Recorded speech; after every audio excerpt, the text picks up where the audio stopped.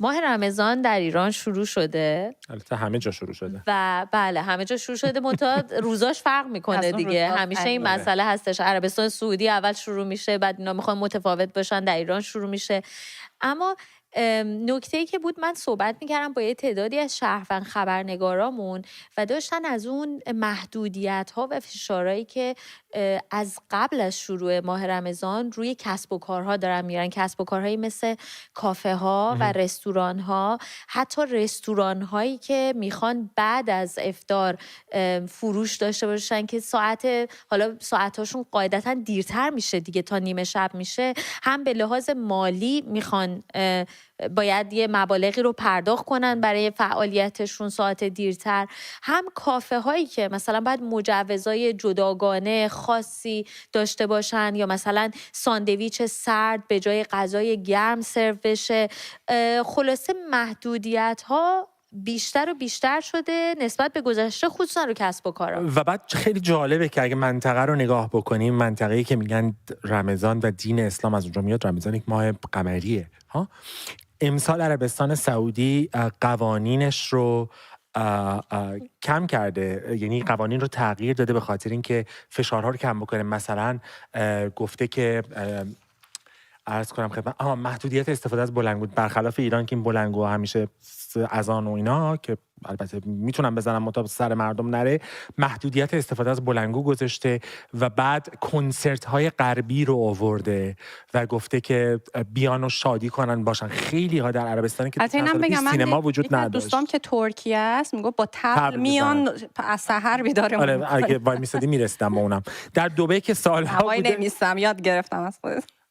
در دبی هم که سالها بود البته قوانین راحت تر شده بود، اصولا دیگه پرده نمیذاشتن رستورانا، میتونید برید بشینید بخورید. در خیابون میگن احترام بذارید خصوصا خارجی ها، ولی ممنوعیتی در واقع وجود نداره. در قطر از همه خرطوخرتره، سختره. در افغانستان یه جوری ببینید، من چون افغانستان زندگی کردم یه جوری تو فرهنگ کشور رفته بود، ولی خب با اومدن طالبان خیلی همه چیز سختگیرانه‌تر شده. در ترکیه هم که سرکار خانم معلوماتمو همینجوری ریختم. نه خوب کردین ریختین، منتها دندان به جگر بگید منم میگم. در ترکیه خیلی جالبه. در ترکیه خب کشور لایک سکولاره، کسی به کسی کاری نداره، ولی مثلا یه چیزی که جالب بود این بود که وقتی اذان میزدن موقع افطار همه میریختن مشروبا رو جمع میکردن تو کافه به مدت 10 دقیقه، اذان تمام شد دوباره همه میذاشتن سر جاشون و صبح طبل میزنن، همونطور که گفتی خیلی سرسام آوره. اما در ایران خودمون بسیار شگفت انگیزه که این روندی که داریم میبینیم که دارن دین مردم رو میگذارن برای خود مردم به جای اینکه دولت با چماق وایسته بالا سر مردم، یک روند بسیار جالبی آغاز شده بود. برگردیم به دهه 20 وقتی که ایران در اشغال متفقین بود و مردم ایران این یک روزنامه همون موقع است، مردم ایران حق عبور و مرور نداشتن، ساعت منع عبور و مرور بود. اولین کاری که کردن، اولین قانونی که گذاشتن دولت پادشاهی این بودش که بیان این ساعت عبور و مرور رو طولانی تر بکنن که مردم بتونن جشن شبانه بگیرن. یعنی طبق معمول ایرانی بازی دیگه، برای که ما همه چی رو میگیریم ایرانی جشن میکنیم پس میدیم، این فرهنگ جشن گرفتن رو اومدن از دهه 20 شروع کردن.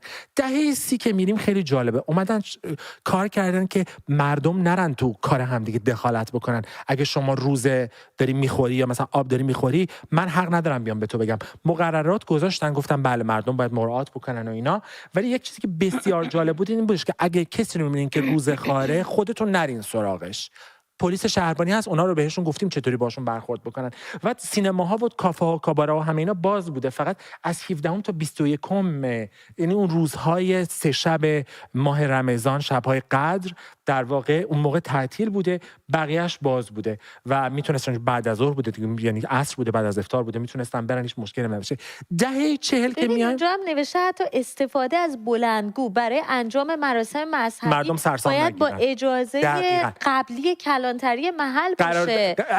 مقرراتی که امسال عربستان سعودی تازه گذاشته، یعنی حیرت آوره. اگه بیایم جلوتر بریم به دهه 40 خورشیدی برسیم که اینم بسیار برای من جالب بود، این بودش که اومدن گفتن خیلی خوب، بعد از اینکه گفتن شهربانی برین صحبت بکنین، اگه کسی رو دیدین روزه دار نیست یا داره روزه رو میخوره، بریم بهش بگین شما خودتون با هم دعوا نکنین. تو دهه 40 خورشیدی سال 41 این روزنامه کیهان من پیدا کردم، امسال کسی به اتهام روزخواری به کلانتری جلب نشد. خلاص. یعنی یه سری آدما بودن، روز اومدیم شهربانی، مردم اولا با هم دعواشون نشد، کسی رو نزد، اومدن به شهربانی گفتن، به اون آجان گفتن، به اون پاسبون گفتن، رفت تذکر داد، تموم شد، رفت، کسی رو نبردن کلانتری بگیرن.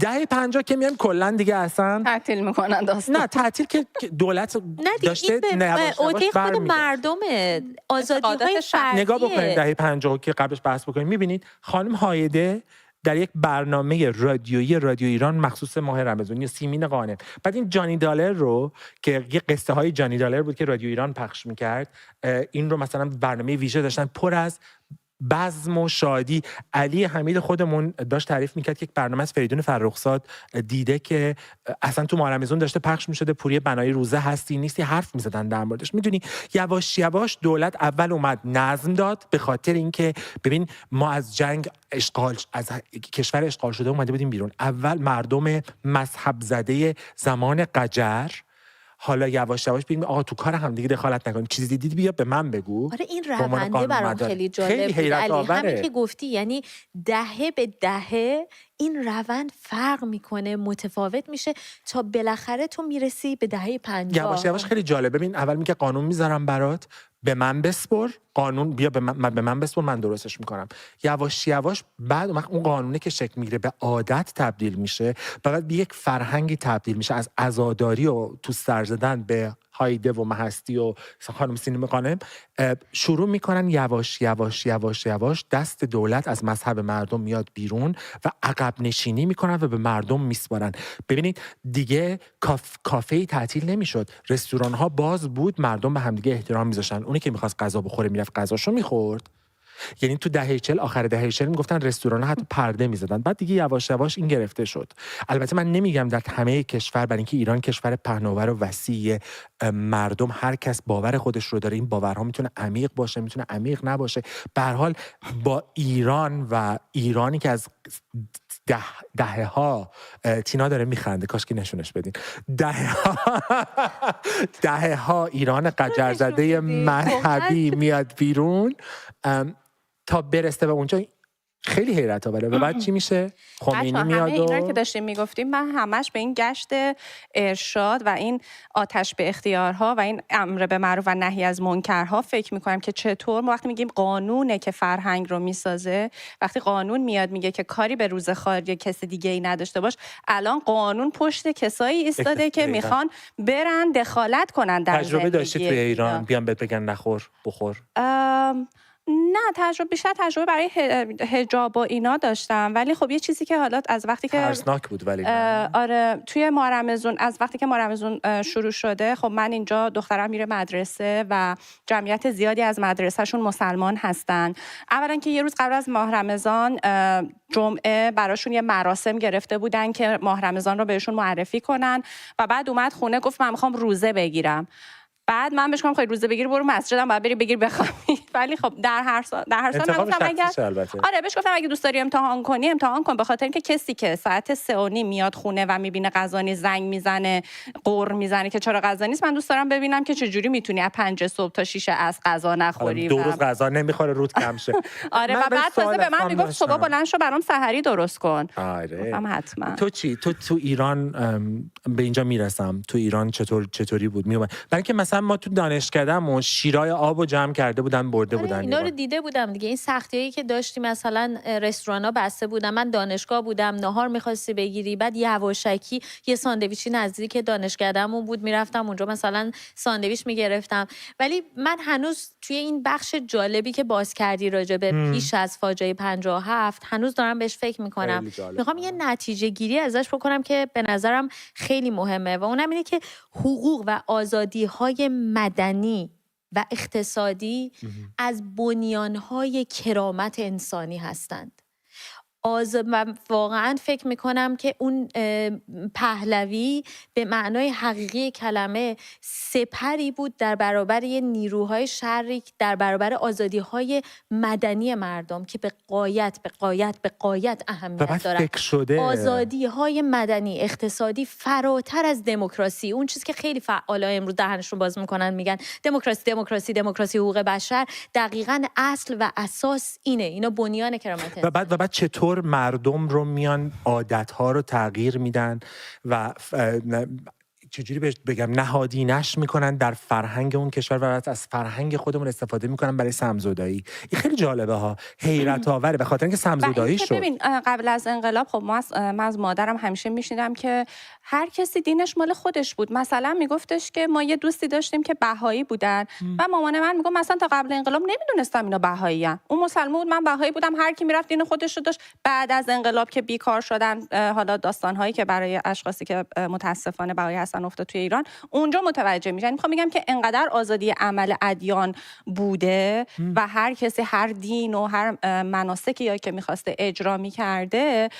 که اصلا مردم حتی از کار همسایه خبر نداشته. دقیقاً. و من یه چیز دیگه هم که میخوام بگم، من توی محله ارمنی‌ها توی اصفهان زندگی کردم و چیزی که برای من به عنوان یه شهروند، حالا اون موقع مسلمان بودم، آزاردهنده بود این بود که حالا اون موقع مسلمان بودم البته فکر میکردم اینم بعد اضافه کنم، این بود که در دهه محرم می اومدن بلندگوهای بزرگ میذاشتن وسط محله ارمنی ها و روزه پخش میکردن. خب آزاره دیگه، این یه شکل از آزار. یعنی من خجالت میکشم از همسایه مسیحی خودم که دین من داره اینا رو اینجوری آزار میده. واقعا برای من خجالت زد. یه چیزی به شما بگم، میدونم وقتمون کمه. یک روزی من بیدار شدم از خواب، در لندن بودم، میخوام ببینم کنترلر راه دور حکومت اسلامی چطوری میتونه تا اینجا بیاد. من یه برنامه بامدادی اجرا میکردم. روزنامه شرق مقاله چاپ کرده بود این آقایی که برنامه بامدادی BBC رو اجرا میکنه چرا با قهوه، وقتی ما روزه‌ایم با قهوه داره قهوه میخوره، نکنه، به ما توهین شده، فلان شده، بسار شده. میدونی اصلا حیرت آوره، در حالی که کشورهایی که مهد اسلام بودن دارن جلو میرن. ما کجا بودیم الان؟ و یه نکته که حالا پلیس غذا خوردن، آب کار خوردن. بگم، ما دیدیم که خب در موردش هم صحبت کردیم توی برنامه که در انگلستان و در اروپا خیلی به ادیان احترام میذارن، مسلمان‌ها میتونن مراسمشون رو داشته باشن. و سوالی که برای من اینه، وقتی که یک پیروان دینی انتظار دارن به دینشون احترام گذاشته بشه، آیا اونها هم در کشورهای خودشون به ادیان دیگه به همین صورت احترام میذارن؟ در کشورهای خودشون چیه؟ همین افرادی که اینجا انتظار دارن، از جمله مسلمان‌ها درشون این خیلی شایعه، انتظار احترام به دینشون، موازین دینیشون دارن. ببین تا جایی که حالا اون یه مسئله جداست، ولی خیلی از جانب اینا میبینی که خودشون رو میخوان تحمیل کنن و مواردی که خودشون رو میخوان دنبال کنن و میخوان تحمیل کنن به جامعه میزبان. و من اونجاست که واقعا مشکل دارم و من اونجاست که با آقای صادق خان شهردار لندن بسیار مشکل دارم که با شروع ماه رمضان دقیقاً به همون شیوهی که چراغانی کریسمس رو انجام میدن و چراغ‌ها رو روشن میکنن، دقیقاً پای اون میان برای ماه رمضان هم چراغ‌ها رو روشن میکنن. این خب به نظر من خب پادشاه بریتانیا رو کجای دلم بذارم من؟ خورما میپیچه. خب اونا میگن که به خاطر اینکه جمعیت مسلمان بعد از جمعیت احترام واقعا، یعنی تفاوت فرهنگ در انگلستان، ولی حالا من تفاوت فرهنگا رو ولی نشون میده دیگه. یعنی اینا واقعا ادب دارن ولی خب حالا بمانه. بفرمایید. من میخوام ببرمتون کجا؟ لاهیجان. امروز چای بدی بهمون؟ کلوچه بدی؟ چی بدی؟ صبر کن. یه بعد به من میگه مثلا زبون میده هم بگیر کامنت. بعد اون سیاه نماییش خیلی جالبه. بعد میشینه اینجا کامنت ها رو میخونه توی یوتیوب، بعد هرسامو من چه اردشیر کجاست؟ چرا اردشیر داره؟ سلام آقای اردشیر.